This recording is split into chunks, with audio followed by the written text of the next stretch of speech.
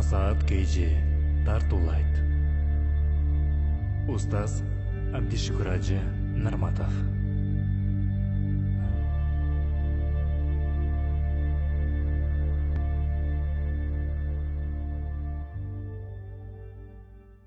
Урматтуу мусулман бир тууган, негизги ушул темага токтолоюн дедим.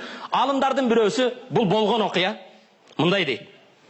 Бул аңгеменин ээси, аңгеменин автору, каарманы үйлөнгөнүмө 21 жыл болду. 20 жыл биринчи жылга өттүк, 20 жылдыкты бир элестетип, өмүр жолдошум менен бир ресторанда, кафеде жырга отуруп келсем дедим. Ага бир шакек жакшы белек берсем дедим. Өмүр жолдошум, бул дем алышта сени бир ресторанга чакырсам эмне дейсиң дедим дейт.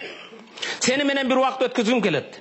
Бирок өмүр жолдошум, мен эмес башка аял менен барсаң дагы жакшыраак болот деди. Эмне дейсиң? Башка аял? Мен билем, сен менен башканы жакшыраак көрөсүң. Бир аял бар, сен аны көбүрөөк сүйөсүң, ал да сени сүйөт. Таң калдым, ким жөнүндө сөз болуп жатат.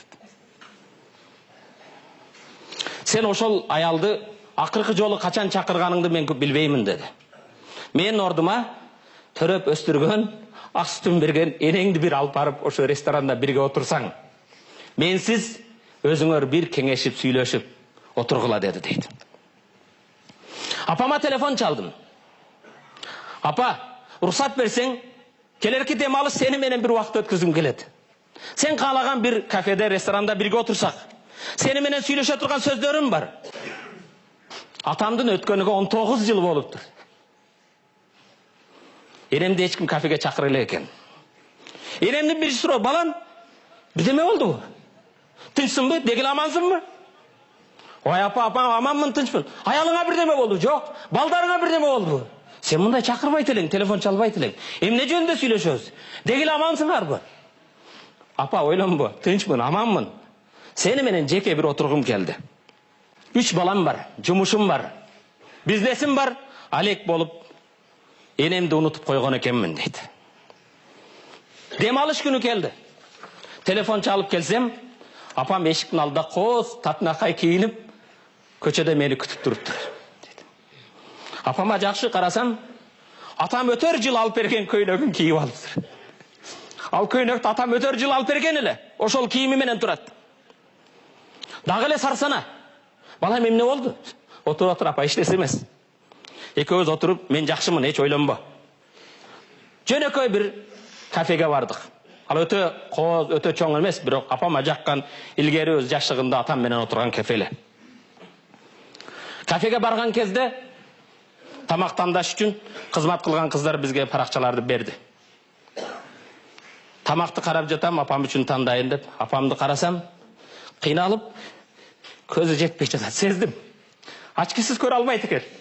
Апа, мага бер, сен үчүн мен тандайын дедим да, тамактардын атын окуп жатып, апама карасам, жылмайып, көзүнөн жаш агып жатыптыр. Апа, эмне болду десем, балам, билесиңби? Кичинеңди, тамакты мен сага тандайт элем. Мен окуп берет элем. Бүгүн сен мага окуп жатасың го, балам. Апа, карызды төлөй турган убакыт келди. Көптөн бери төлөбөппүн. Айвандык кылыппын, акылсыздык кылыппын. Шашпа, мен сага тандайын дедим. Балам, сен телефонда айткандан бери кошуналар калган жок. Жакын досторум, курбуларым калган жок. Баарына телефон чалып айттым. Балам, мени кафеге чакырып атат деп кабар бердим. Алар мага келгенден кийин айтасың эмне болгонун деп, алар чыдамсыздык менен мени күтүп жатат деди дейт. Апам менен отуруп, ал ашканада көпкө чейин сүйлөштүк. Тамак жедик. Өткөн жаштык, атам бар кезини, ошол жерде көптөгөн сөздөр сүйлөштүк. Кеч анча убакыт өтүп кетиптир, сезбеппиз. Акырында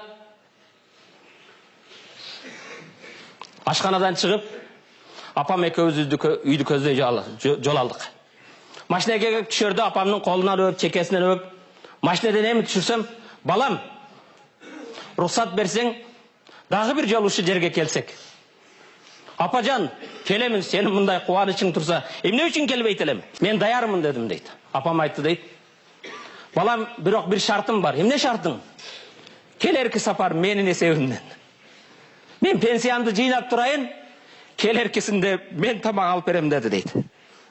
Опа, разымын. Келеркесінде сіз төлең, дағы келелі екеуіз отырып, ұшындай барлашалы. Өткен күндерді сөйлешелі деп. Көп күндер өтпестен апам қатты ауырып қалды. Жүрегіден қармады. Айлар күндер ұшында тез өтті. Апам екеуіз уадалашқан күн жетпестен апам қаза болып қалды. Апамдық ақырғы сапарына ұзаттық, дуа қылдық. Бірақ таңқалышты бір қанша күннен кейін ашқанадан маға конверттен бір шақыру келді. Сілерге палан столды екі адамға орын даярдалған келіп, қонақ болып кеткіле деп. Баяғы ашқанаға барсам, апам менен отырған, баяғы столуыз. Барған кезде қызматкер қыз ошол жерде қолыма қатты берді. Алып оқысам, балам, келерге көзім жетпейділі. Пенсияны алған кезде ақшасын төлеп қойдым. Емі кел, өмір жолдашың менен отырып, бір жақшы көңіл ашып кеткен деп жазыптыр дейді. Урматты мұсылман бір туған, сүйүү күні деп, кімдерге емне арнабадың? Өзіңе сұрау берші. Ақырқы жолу алтын апаңды, ақ сүтін берген енеңді, ұшындай бір жерге чақырып сыйладың бы? Башқаларға қошамат қылып ешігін açып бересің. Үстөлін жылдыры бересің. Урматты мұсылман бір туған, қатта ұшындай жазылып тұрады.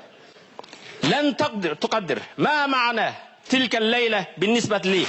Балам, баяғы кеченің мен үшін қандай балы олығын сен білбейтілік. Балам, мен үшін ең бақтылы кече болды. Білбейсің, ешкім білбейт. Келечекті де білбейт. Ата-ененің қадыр барқын, бірақ урматты мұсылман бір туған, ата-енені жоғатқандар білет. Бірақ бүгін ата-енең тірі болса, қызматын қыл. Ертең аттың ай дейсің. Бірақ аттың пайда бербейт. Жаратқан Аллах Тағаладан жалбарып сұранарым, тірілердігі Аллах Тағала ата-енеңізге ұзын өмір берсін. Жүректеріне бекем иман берсін. Өткендерін өз рахматын алып, мүрзелерін нұрду, жатқан жеріні бейіштің бақшыларды алсыңызсын. Қияматта пайғамбару саллаллаху алейхи вассалам менен Жаннатул Фирдауста ата-ене өзіменен бірге болу насип етсін. Ақырында қатты апасы мындай жауап: "Я валади, о балам, мен сені сүйемін. О балам, мен сені өте бекем сүйемін." Ошол қатты оқыған кезде сүюдің манисін түшіндім. Сүю эмне екенін ошондо түшіндім дейді. Ата-енеңден баалуураак, ата-енеңден кымбатыраак бул дүйнөдө эч нерсе жок. Эң негизгиси, урматтуу мусулман бир тууган, энең. Бирок мен силерге айтам деген темамды дагы акылына чыкпай калдым. Эне жөнүндө, ата жөнүндө сүйлөсөк эч качан түгөбөгөн бул. Аллах Тааланын бейишине ачылган бул эшик булар. Валидак жаннатук, ата-энең сенин бейишиң, ин ардайтахума, эгер аларды разыксаң, ата-энең сенин дозогуң, эгер аларды кайгыртып капаксаң. Амин. Аллахумма гфир лана зунубана ва каффир анна сайyi'atina ва таваффана мa'ал абрар.